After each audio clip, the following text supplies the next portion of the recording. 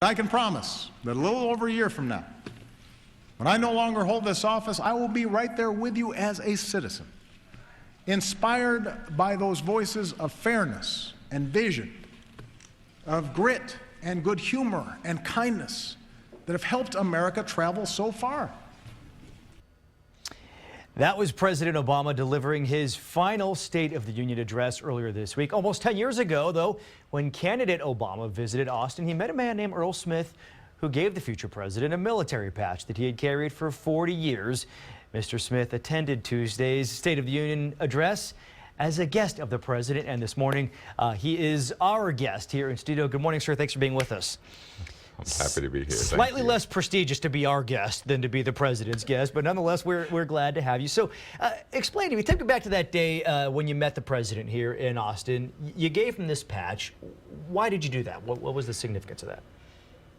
It all goes back to when I was a young person in high school.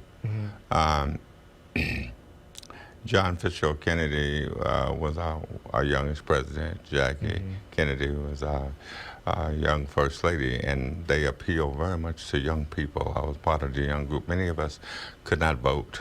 We were too young to vote. But we had just it was so inspiring.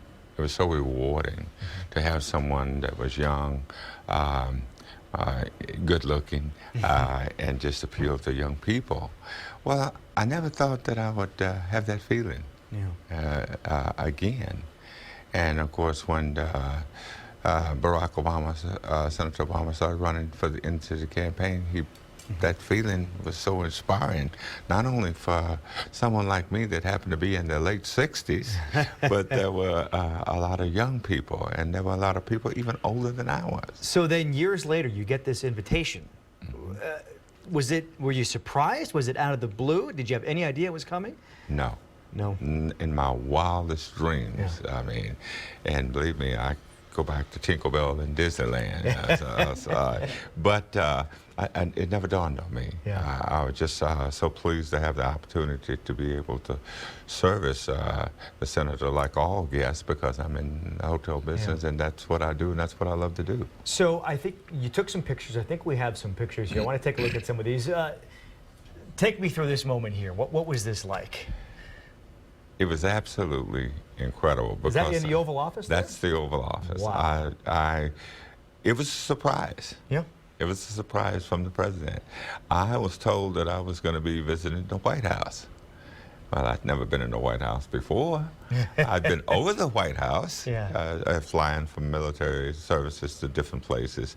But when I got there, as a matter of fact, the night before, I was talking to one of the secretaries, and I said, now, I'm very grateful that I'm going to see the president, and I'm very grateful I'm going to be in the White House.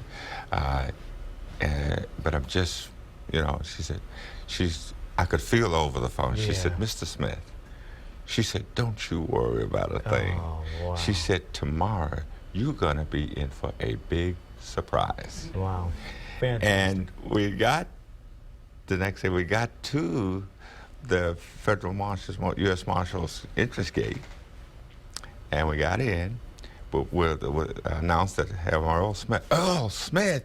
Oh my goodness, who is this guy? We've been waiting on you. Where have you been? And I was excited to talk to the Federal Marshals. We got into the gate, and we started going, and we were going the opposite direction slightly from the White House. And I said, wait a minute, the White House is over there, but we're going this way. And that's when you got to the West Wing.